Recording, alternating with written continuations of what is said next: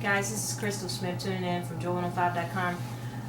The only way I can describe who I have the honor and the privilege of sitting with today is by using the word phenomenal, a God-ordained moment in time, but the one and only Bishop Donald Battle of Divine Faith International Ministries.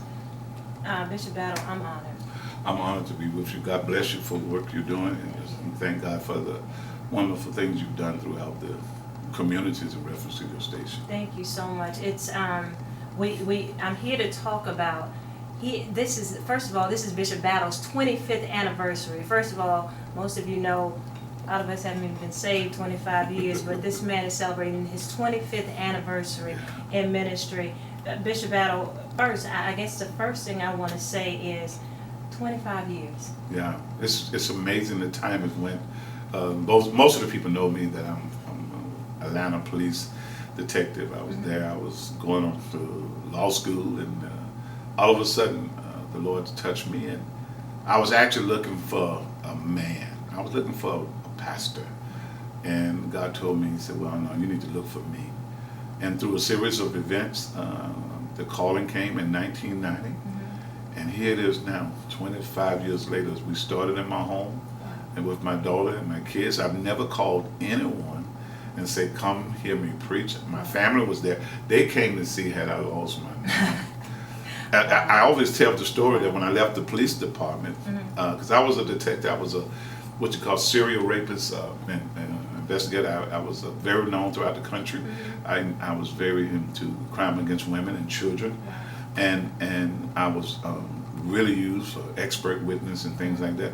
And they put me in a room, the detectives and my sergeants and Chief Bell, who's chairman. Bell was my chief, and they put me in a room to see was I going crazy when I resigned to go preach. And they said, "Where are you going to preach?" I said I have a little church, and I had just bought the building over here on Mundy's Mill Road, which is a little red frame building with raggedy doors, and I left the bureau and we started in my living room, and 4 weeks later we were in that little building over there called Mundy's Mill Road.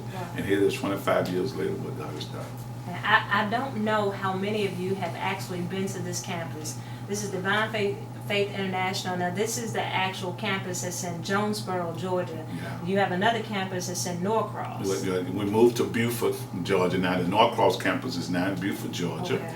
There's my wife preaches there every week, and we stream there a lot. Then we have a campus in McDonough, Georgia, and we have a campus in Barnesville, Georgia. And then we have a youth campus as well. Yeah. God's been so good to me. It's all about Him. It's not anything I've done. I've made probably more mistakes than anybody, and I thank God that my people have allowed me to, I picked wrong sites. I spent money trying to create new ministries and buildings, and they stayed right there with me. Wow. Thank God for them. And it's a great year, 25 years, and eyes haven't seen, ears haven't heard what God has prepared. We have ministries in Haiti. We started 2 schools there. We have a ministry in Ghana. We're connected to East Bar there in Ghana. Wow. We just came back from Israel. And in Greece, I took a group. I didn't go with a group. I took a group, and it was my second trip. We actually had church in the cave where John wrote the book of Revelation there in the Isle of Patmos. We've been to Corinth, where you walk the streets. Next time you need to go with us. Please. Yeah, and we've been to Mars Hill. It's staggering things that God has done. Our TV ministry is doing, we're now starting to do more progressive. God spoke to me through Isaiah 50, where those that build thee shall build always places. There will be repairs of the breach. And that's what I'm doing now. I'm going back to my own hometown, where in Fairfield, Alabama, where I see a lot of poverty and crime, and we're going to tape the mayor. We're going to try to show the alumni to come back into our communities and do some good. So it's a lot of new things happening, and I'm excited. That's why when I get a chance to be with people like yourself, I'm really excited, because that's the way people can hear what's happening. Plus others out there can see what God is doing.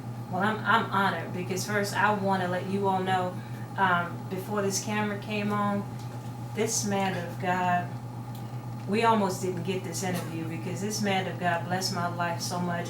I mean, just a profound, awesome, revelatory, breaking the word down like, all I can say is, Bishop, what's your website? It's you can go to www.divinefaith.org. You also can hook on the new Donald Battle Ministries. Yes. You can get that on, go to the website, and I think it's a link that could pull you to my own. Then Facebook, Twitter, Yeah. we got all of that. My daughter, they took them 10 years to pull me into the modern age with technology. They bought me 2 computers, and I finally picked it up, and now I even answer my own email. Matter of fact, if somebody out there want to directly email to me, dbattle@divinefaith.org, and I will respond directly. That goes straight to me, because when you got mega churches, I found out one day, my mother in ministry, my mom is still living, but my mother in the ministry is Ellen Parsley, Rob Parsley's mom. He's my pastor.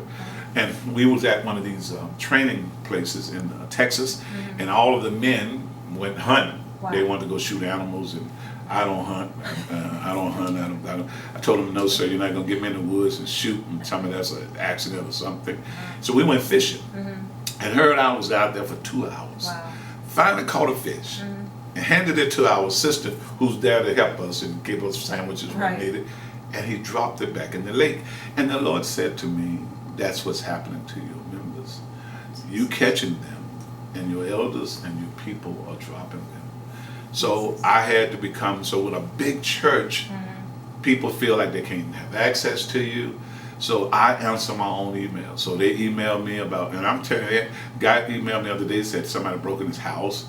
And I said, well, buddy, what you want me to do? They email me if the child won't go to school. Wow. But then at the same time, many email me with some, they've tried to get answers for different things. So I'm telling pastors out there, stay accessible to your people. Don't get, some of you got 100 members and you got 5 secretaries. You need to make sure people have access. One day Barack Obama returned a phone call. I said, if the President of the United States can return a phone call, a pastor with 4,000 or 5,000 people definitely can return a phone call. So you can email me and I'll respond back to you. I would admonish everybody, go to his website, purchase some of his messages, because I'm not going to tell y'all what he just shared with me, but I'm telling you, ask for last Wednesday night's message. Yeah, and last Sunday morning and last Wednesday night. Please tell the name of those messages again. It has to do with the month of Adar, and it has to do with the season that we're in, and we're in that season now. It goes from March to April, and it has to do with the season of joy. And it's a season, if you look at the book of Esther chapter 9, where God turns everything upside down. And I don't want to give it to you all to you, but if you listen to it and read it, and I'll be honest with you, it was exciting the other day. I'm going to say this.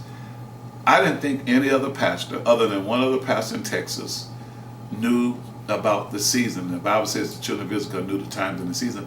And I went to see my pastor. I went for a birthday for his mother. And he was preaching the same thing. So some guys, so make sure you order it, get it. And matter of fact, I'm going to discount it. So when you call, they're going to make sure it's discounted. And I think because this is your season where God's going to turn your situation upside down. Fine. I received that for us. Yeah. I got y'all. I got it. I'm telling you, next week, Bishop Battle has one of the biggest conferences going on in Atlanta, Georgia next week. It's the 2015 Spring Conference. He's bringing in some of God's generals in this season. Bishop, can you tell us more about it? It's March 16th through the 19th. It's this coming Monday through Thursday. And, we have Marvin Sapp. We have Marvin Winans. Marvins. Yeah. That's me. Yeah. I told them the other day, all these guys can sing, and I don't sing, but I guess they let me be the background. But, really? Yeah, they can sing and preach, And preach. I'd ask God, we normally do what we call a winter faith conference. Okay.